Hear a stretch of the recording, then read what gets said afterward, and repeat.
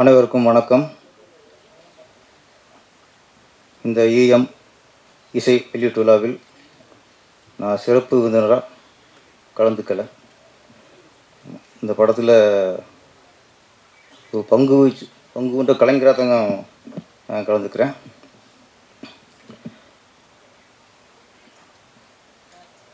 பாக்கியராஜ் சார்கிட்ட ஃபோனில் தான் அழைச்சேன். மாணவி சார்கிட்ட சொல்லி என் ஹஸ்பண்ட் சொல்லுங்கள் அப்படின்னு சொன்ன உடனே எந்த மறுப்பு இல்லாமல் சார் ஒன்று வந்துட்டார். அதுக்கு ரொம்ப நன்றி சார். சினிமாவை வந்து நேஸ்டாக தான் அந்த பெருந்தன்மையெல்லாம் இருக்கும்.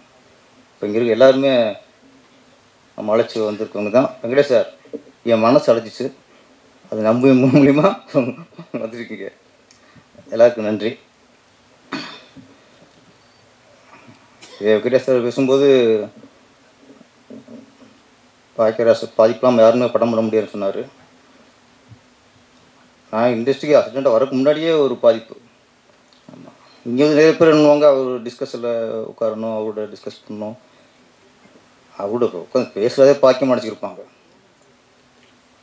நான் ஸ்கூலில் 10th படிச்சுக்கிற டைம் நினைக்கிறேன். ஜெமினி சினிமாவில் ஒரு போட்டி வச்சிங்க சார், கதை போட்டி. அதில் வந்து இன்ட்ரோல் வரைக்கும் கதை சொல்லிடுவார் சார். ஒரு கதையில் அதில் ஒரு தான் சொல்லிப்பார்ல, ஒரு படத்தில் வந்து இன்ட்ரோலுங்கிறது தான் ஒரு முடிச்சு. அந்த முடிச்சை எந்த அளவுக்கு நம்ம ஸ்ட்ராங்காக போடுறோமோ அந்தளவுக்கு இன்ட்ரோல் பவராக இருக்கும். அதுக்கப்புறம் இந்த முடிச்சை அவுக்கிறது, ஒவ்வொன்றும் அவுக்கிறது தான் அடுத்து செகண்ட் ஹாஃப் திரைக்கதையாக சிறப்பாக அமையும். ஜெமினி சினிமாவில் இன்ட்ரோ வரைக்கும் கதையை முடிச்சிட்டார்.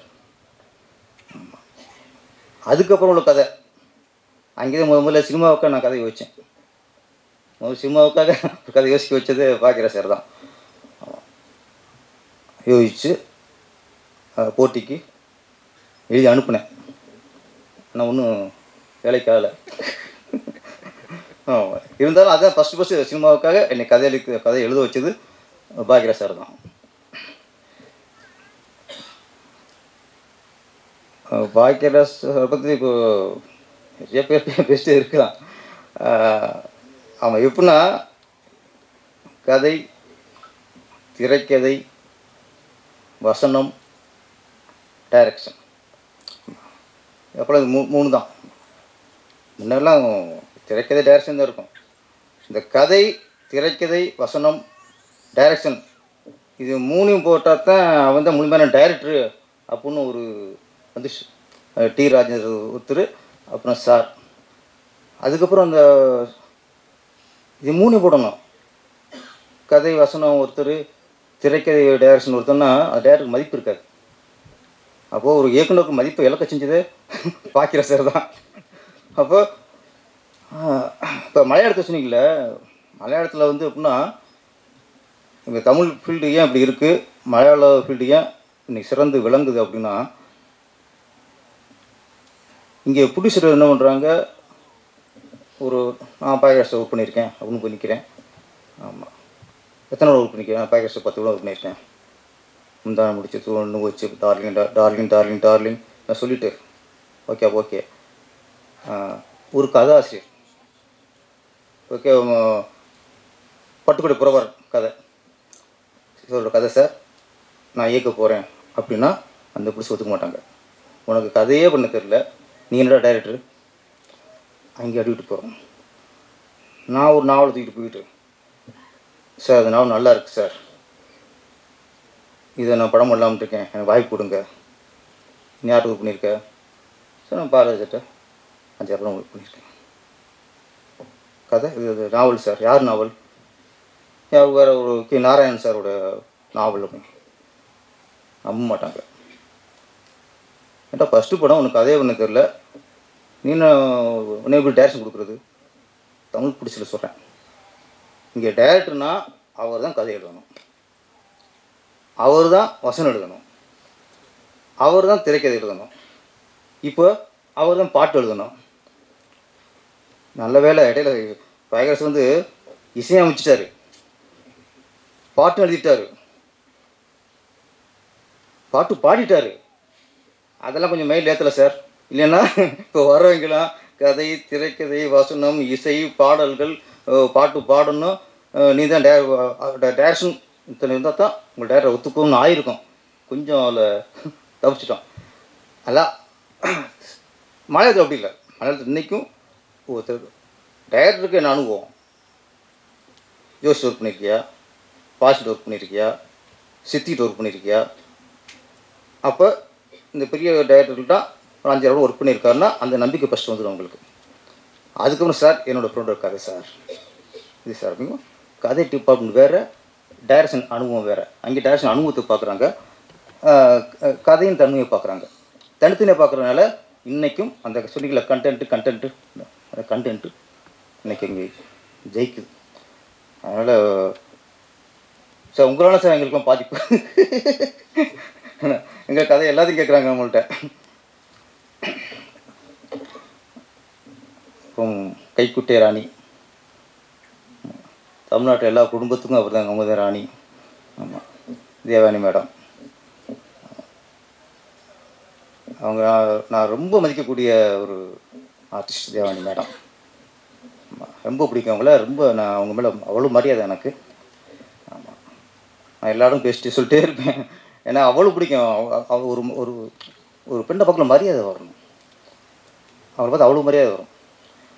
ஆமாம், காரணம் இன்றைக்குள்ள நடிகர்களுக்கெல்லாம் அவங்க ஒரு உதாரணம். ஃபஸ்ட்டு ஹோம்லியாக நடிக்க ஆரம்பித்து எல்லா குடும்பத்துலேயும் தான் குடும்பத்து பெண்ணாக பார்க்க ஆரம்பித்தாங்க. கடைசி வரைக்கும் அவங்க பண்ண எல்லா படமுமே ஹோம்லி கேரக்டர் தான், குடும்ப பங்கான கேரக்டர் தான். எந்த ஒரு வகையுமே நம்ம ஒரு கவர்ச்சியை காட்டி ஜெயிக்கணும்னு ஒரு துளியோட நினைக்காத ஆர்டிஸ்ட் தான் தேவானி அவர்கள். நம்ம சில நடிகைகள் என்ன பண்ணுறாங்க, குறை சொல்ல ஃபஸ்ட்டு படம் பார்க்கும்போது அவ்வளோ ஹோம்லியாக இருக்காங்க.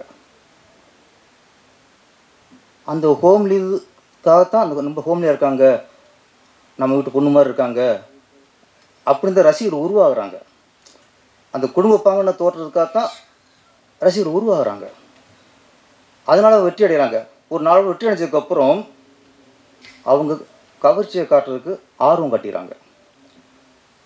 ஒன்றே ஒன்று தீர்க்கமாக சொல்லணும், உங்களுடைய குடும்ப பாங்கான தோற்றத்திற்கும் நீங்கள் ஏற்று நடிக்கிற குடும்ப பாங்கான அந்த கேரக்டரையும் கவர்ந்து தான் ஒரு ரசிகர் கூட்டம் வரும்போது நீங்கள் கவர்ச்சியாக நடித்தா அவங்களுக்கு பிடிக்காது, அதை ரசிக்க மாட்டாங்க. அந்த உண்மையை தெரிஞ்சுக்கங்க. நம்ம எங்கள் வீட்டு பொண்ணு மாதிரி பார்க்கும்போது அது கவர்ச்சி காட்டினா எப்படி பிடிக்கும்? அப்போ நீங்கள் குடும்ப பாங்கான தோற்றம் உங்களுக்கு இருக்குது, அதனால உங்களுக்கு ரசிகர் உருவாகிருக்காங்க. ஒவ்வொரு குடும்பத்துலேயும் அவங்களோட குடும்ப பெண்ணை பார்க்குறாங்கன்னா கடைசி வரைக்கும் காப்பாற்றணும். அப்படி காப்பாற்றி இன்றைக்கி மரியாதைக்குரிய ஒரு பெண்மணியாக திகழ்கிறது தான் தேவானி அவர்கள்.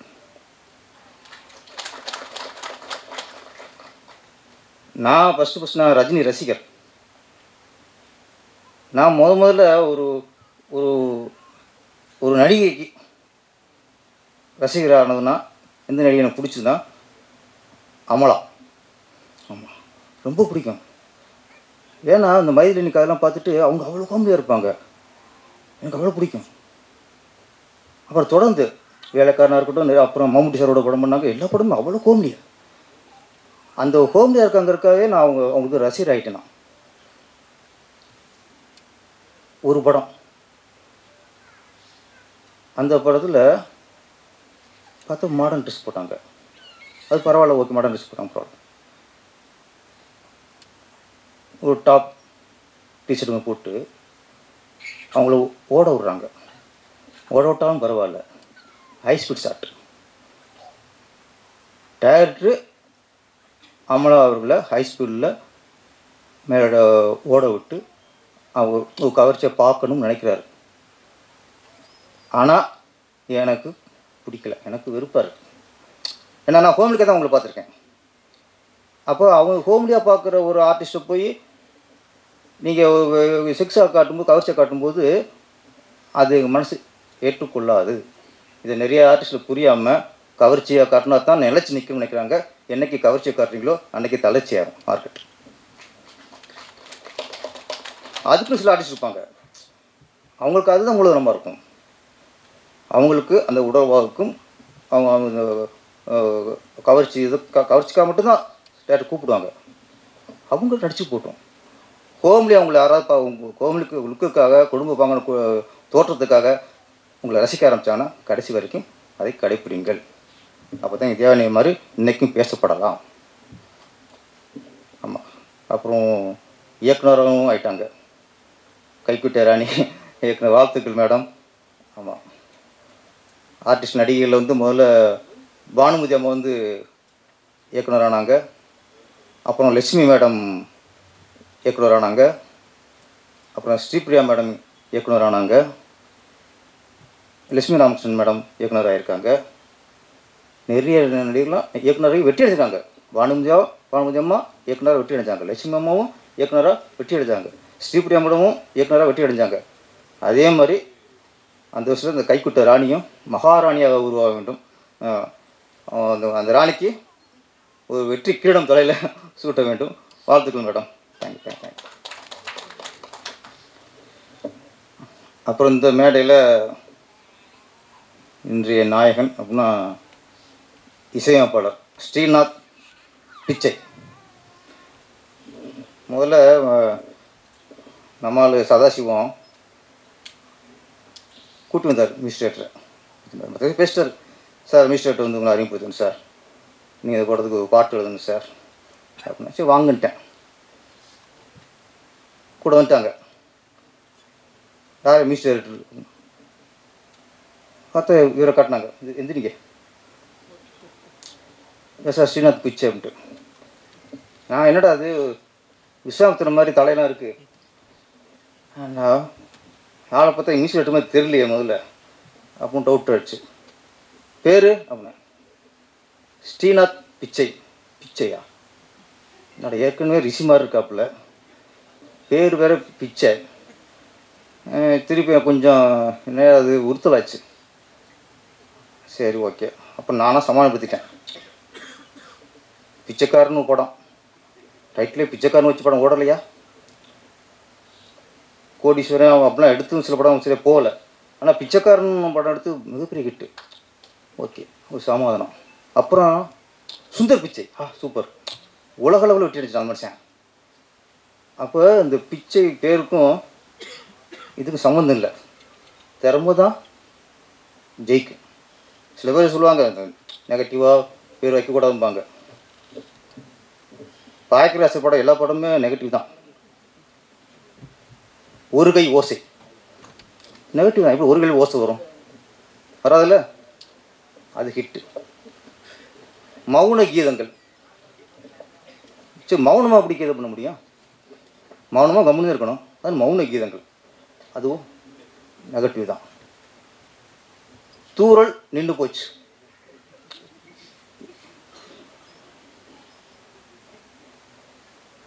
பாயக்கராசை பற்றி பேசும்போது தான் டிஸ்டர்ப் பண்ணுறது வர. அப்புறம் என்ன விஷயம் சாருக்கு தெரியாது. ஓகே சார், ஓகே சார், நன்றி.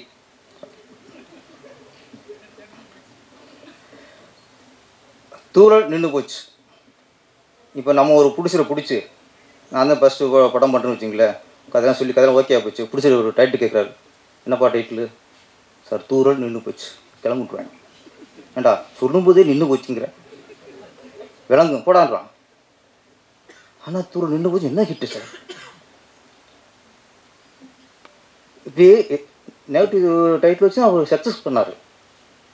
நான் என்ன சொன்னால், அதனால் பிச்சைக்கும் இதுக்கும் சம்மந்தம் இல்லை. அது வேறு இது வேறு. திறமை இருந்தால் நம்ம நெகட்டிவ் பார்க்குற மாதிரி நெகட்டிவ் டைட்டில் வச்சாலும் ஓடிடும். திறமை இருந்தால், பேரில் பிச்சை இருந்தாலும் இசையமைத்து அவர் கோடீஸ்வரன் ஆயிடுவார். அப்புறம் இவருக்கு எனக்கு ஒன்று ராசி இருக்குது. இப்போ தான் நான் கண்டுபிடிச்சேன். ஒரு 3 படம் இசையமைச்சிருக்காரு. ஒன்று ரூ, அடுத்து இஎம்ஐ, இன்னொன்று கொட்டுறவன் போயிட்டு இருக்கு. இது மூணு நான் நடிச்சிருக்கேன். அப்போ பிச்சைக்கு எனக்கு இந்த ராசி. அப்போ இது அப்போ பார்த்து நடித்தேன். நம்ம அன்றைக்கி பிச்சைன்னு சொன்ன யோசிச்சுமே, அப்போ இந்த பிச்சை சேமிச்சு எல்லாத்தையும் நம்ம நடிச்சிக்கிட்டு இருக்குமே, அப்போ பிச்சைக்கு நமக்கும் ஒரு ராசி இருக்குது. அதனால் பிச்சை வந்து வாழ்த்துறேன்.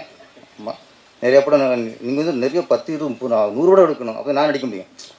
உங்களுக்கு ஒரு ராசி இருக்குல்ல. அப்புறம் இதில் ஆதவனின் ஆதங்கம்னு வைக்கலாம் டேட்டில். சார் அண்ணா நீங்கள் ரொம்ப என்னை ஃபீல் பண்ண வச்சியே. நான் விட என்னடா ஃபஸ்ட்டுக்கு ஒரு படம் சொல்கிறாரு, ஒரு படத்தையும் கூப்பிட்றாங்க போல இருக்கு. நல்ல திறமையான ஆள். அந்த ஸ்பாட்டில் டேரக்ட் அப்பப்போ கவுண்ட் அடிப்பார். அவ்வளோ திறமை இருக்குது, அவ்வளோ காம்படிஷன்ஸ் இருக்குது. இவர் பயன்படுத்திக்காமல் என்னடா வருஷத்துக்கு ஒரு படம் தான் அப்படிங்கிற. அப்படி அந்த பிளாக் பண்ணி சும்மா இருக்கும். இது நண்பு சார், எப்போவுமே நண்பர்களாக தான் நம்மளுக்கு பிரச்சனை. எப்பவுமே கூட இருக்கும் தான் இப்படி விரிப்பான். பாக்கில் சொல்லியிருந்தார் ஒரு பேட்டியில், அது முந்தான முடிச்சல 4 துரோகிகள்ன்ட்டு. அது மாதிரி கூட இருந்த பிளாக் பாண்டி சும்மா அப்புறம் அவர் ஃபீல் பண்ணிட்டாரு. நானும் நினச்சேன், சரி யாராவது நீ இப்போ ஃப்ரெண்ட்ஸ் படம் இருந்துச்சா நம்ம ஒன்று சொல்லணும், சரி எப்போ நல்ல திறமைசாலிப்பா யூஸ் பண்ணிக்கோமா சொல்லணும்னு நினைக்கிறேன். பிளாக் பாண்டி அவர் யூஎஸில் இருக்கார் சார். அவர் எப்போ வருவாரோ அப்போ நடிச்சுட்டு அப்புறம் கிளம்பிடுவார். அவர் சரி ஓகே இது வேறு மாதிரி ஒரு டிஸ்ட்ரிபியூட் நம்ம அப்போ எனக்கு போச்சு. எனக்கு அப்போ நிறைய சம்பாதிக்கிறாரு. அவர் யூஎஸை செட்டில் ஆகிட்டார். அவர் இந்திய குடிமனே இல்லை, முதல்ல தமிழ் குடிமனே இல்லை. அவர் யூஎஸ் இந்திய குடிமனுக்கு நான் ஏன் போராடணும்? அப்புறம் நான் வந்து ஒரு அண்ணியை நினச்சிட்டேன். அப்புறம் அவர் ஆதவன், நான் அஜித் மாதிரி நான் வருஷம் ஒரு படம் பண்ணுவேன். அவர் காரேஸு போயிட்டார், ஒரு படம் பண்ணார். நீங்கள் யூஎஸ்ஏ போய்ட்டு ஒரு படம் பண்ணுறீங்க. இது நாங்கள் என்ன பண்ணுவோம்? நடிங்க. நீங்கள் உங்கள் ஆசைக்கு போயிட்டு ஒரு படம் பண்ணால் நாங்கள் ஃபீல் பண்ணணும். இதுக்கப்புறம் யூஎஸ்ஏ ப்ரோக்ராம் கட் பண்ணுங்க, 6 மாதம் இங்கேயே இருங்க. போச்சு. அதனால் 6 மாதம் இங்கே இருங்க. அந்த இந்திய குடியுரிமையை ரெனியூ பண்ணுங்க. ரெனியூ பண்ணிட்டு 6 படம் நானே வாங்கி தந்துடுறேன். இந்த எத்தனை டேர் இருக்காங்க எல்லோரும் பொறுப்பு. பிளாக் பாண்டி அந்த பிளாக் அவர் உடனே லேடி சூப்பர் ஸ்டார் நயன்தாரா வேணான்னாங்க. அது அவங்க வேணான்னாங்க. இவர் அப்போ பிளாக் பாண்டி நீ பாண்டி கூப்பிடுங்க. அது பாண்டி சொல்லணும், நீங்கள் சொல்லக்கூடாது. அடுத்தவனை கட் பண்ணுறதுலேயே இருக்கிறது. அவர் வாய்ப்பை கட் பண்ணுறாரு, இவர் ஒரு பட்டத்தை கட் பண்ணுறாரு. ஆனால் பிளாக் பாண்டியை மாற்றவே முடியாது. ஏன்னா பிளாக் பண்ணிக்கிறது அவர் உருவ கலருக்காக வச்சது. அதனால் அது சேர்ந்து சார், அது சேர்ந்து தான் பிளாக் பாண்டி. அப்புறம் இந்த படத்தில் ஒரு பாடல் அதுக்கு வந்தாங்க. முதல்ல எழுதி வாங்கிட்டு அப்புறம் நடிக்க வச்சுட்டாங்க. அந்த பாட்டு தான் அந்த அசுக்கு புஸ்கு மட்டும் பாட்டு. நான் ஃபஸ்ட்டு ஒரு டைப்பாக எழுதினேன். அவங்க எல்லோரும் மியூசிக் டைரக்டர் எல்லாருமே இல்லை சார், நீங்கள் விஜய் படத்தில் ஓப்பன் சாங் எழுதுவீங்களே, ஆமாம் அது மாதிரி பவர்ஃபுல்லாக வேணும்ண்ணா. அது விஜய்க்கியா? இல்லை சார் அந்த மாதிரி ஒரு சாங் வேணும் சார். சரி நான் விட்டேன். சரி ஆசைப்படுறாங்களே, சரி ஒன்று அடிச்சிட்டேன். அடிச்சுட்டு ஆனால் இந்த பேர் தான் பிச்சை, நம்மளும் பிச்சை எடுத்துட்டாரு.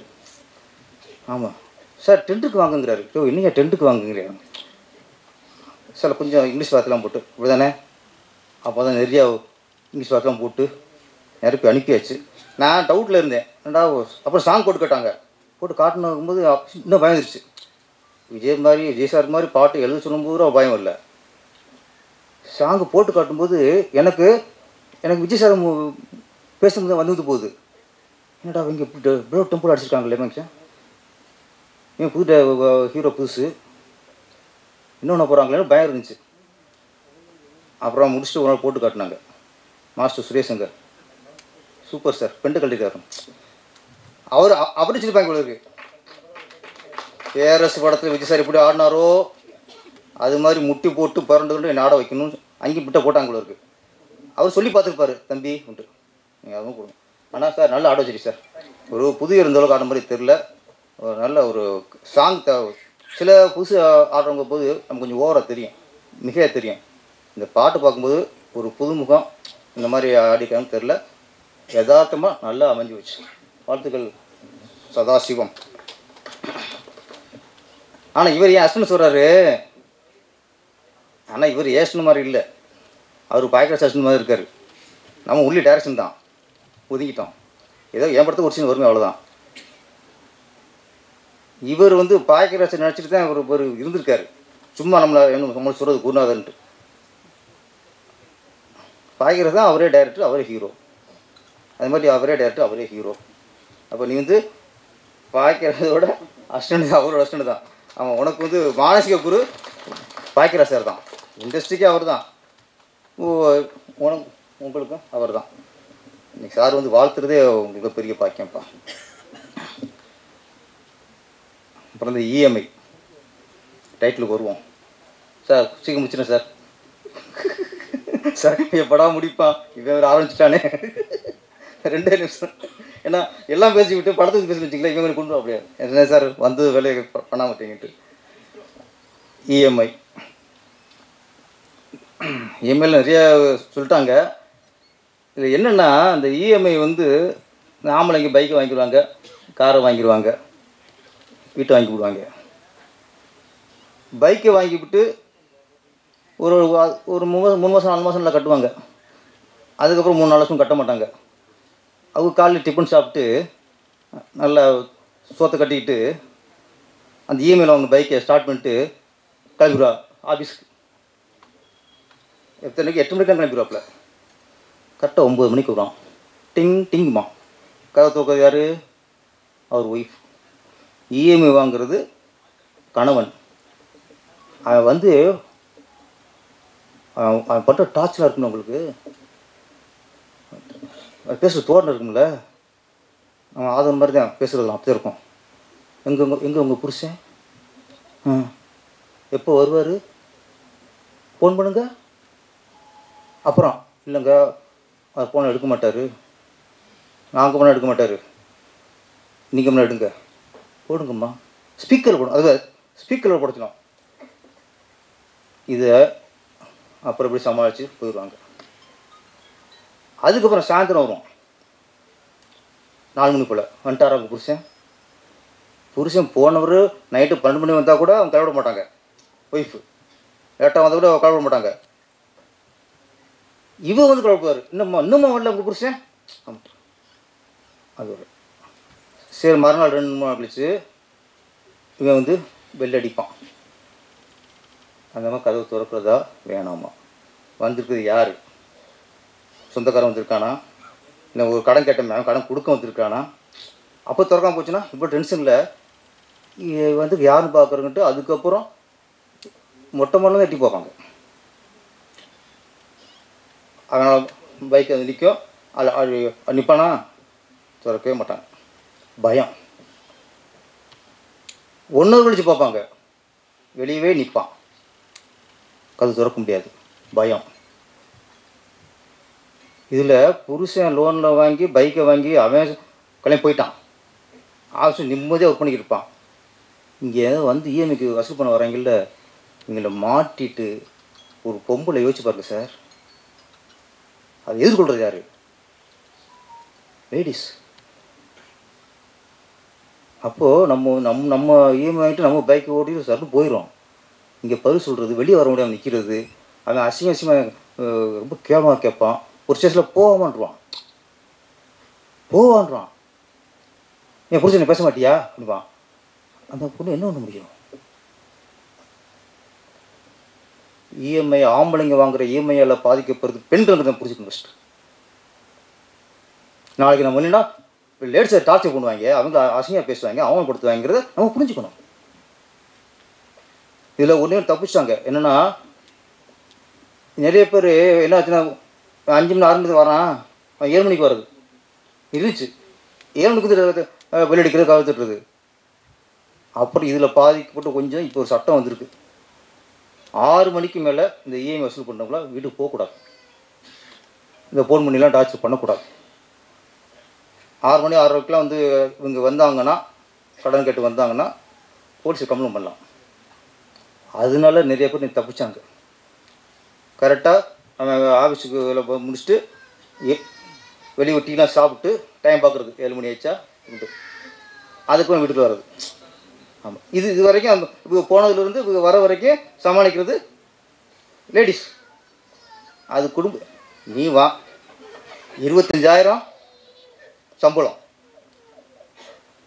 நீ லோன் ஆசைப்பட்டு லோன் காரே லோனை வாங்கிவிட்டு மாதம் 20,000 லோன் கட்டுற, மிச்சம் எவ்வளோ இருக்கும்? 5,000. இந்த 5,000த்தில் குடும்பத்தையும் சமாளிக்கணும், இப்போ வாங்கின லோனுக்கு இஎம்ஐ வாங்கி வசூல் பண்ணுவாங்களே இவங்களையும் சமாளிக்கணும். அது பொம்பளை என்ன பண்ணும்? இதெல்லாம் என்னென்ன பிரச்சனை இருக்குங்கிறத இந்த இஎம்ஐ படம் சொல்லியிருக்கு. படம் பார்த்துட்டு நம்ம வந்து இதெல்லாம் பொழுதுபோக்க பார்க்கக்கூடாது, இது பொறுப்போட பார்க்கணும். பொழுதுபோக்க பார்க்குற படம் வேறு, ஒரு பொறுப்போட பார்க்குற படம் வேறு. இந்த இஎம்ஐ வந்து நம்மளால் பொறுப்போடு பார்க்கக்கூடிய படம். வாங்கலாம். நமக்கு மாதம் 40,000 சம்பளம் வருதா, அப்போ 15,000 இஎம்ஐ கட்டுற மாதிரி நீங்கள் இப்போ பைக்கையோ இல்லை காரோ வாங்கலாம். மிச்ச பணத்தில் அவங்க வீட்டில் அவங்க குடும்பம் நடத்துவாங்க, சமாளிப்பாங்க. இல்லையே இந்த செலவு வந்து எப்படி வந்து தெரியாது. ஸ்கூல் ஃபீஸ் இன்றைக்கெலாம் எங்கே பார்த்தாலும் 1 லட்சம் 1.5 லட்சம் 2 லட்சம் ஏழை வர்றான். மருத்துவம் ஏதோ சும்மா வயிற்றுலும் ஹாஸ்பிட்டல் போனால் போதும், 1 வருஷம் சம்பாதிச்ச பணத்தை அவன் பிடிக்கிறான். இப்போ மருத்துவத்தில் ஹாஸ்பிட்டலில் ஒரு பக்கம் கொள்ளடிக்கிறான். கல்வியில் அண்ணா உங்கள் டைம் வச்சா கிளம்புங்கண்ணே. உங்கள் டைம் வச்சுன்னா உங்களுக்கு இஎம்ஐ பிரச்சனை நினைக்கிறேன், நீ கிளம்புங்க. இந்த மாதிரி பண்ணக்கூடாது. நான் அடிக்கடி பார்க்குறேன், நான் பிஸ்னஸ் பண்ணிக்கிறீங்க யாரும் தெரியல, அடிக்கடி பார்த்துட்டு இருக்கேன். உங்கள் டைம் வச்சு கிளம்புங்க. யாருக்கு சொன்னீங்களா?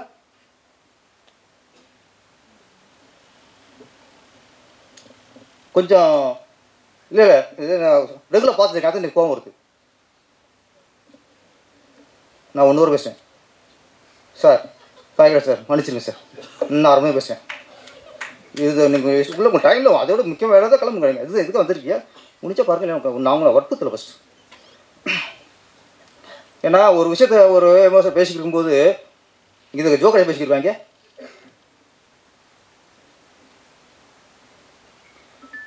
அப்போது 40,000 50,000 சம்பாதிக்கும் போது நம்ம 20,000 இஎம்ஐ கட்டணும், பிரச்சனை இல்லை. எப்படி சமாளிச்சலாம்? ஒரு பக்கம் ஹாஸ்பிட்டலில் கொள்ளடிக்கிறான், ஒரு பக்கம் ஸ்கூலில் கொள்ளடிக்கிறாங்க, எப்படி வாழ்கிறது? இதில் இஎம்ஐ கட்டிட்டு இதுலேயும் வாழ்க்கையை இழந்துக்கூடாது.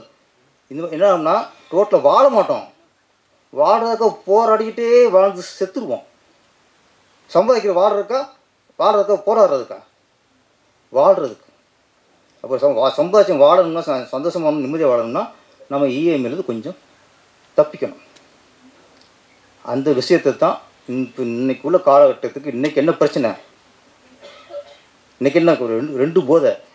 ஒன்று டாஸ்மாகில் சரக்கு அடிச்சுட்டு அந்த போதை, இன்னொன்று இஎம்ஐயில் பணம் வாங்கிட்டு சந்தோஷம் வழங்குற இந்த போதை. இந்த 2 போதையுமே ஒழியணும். நன்றி, வணக்கம்.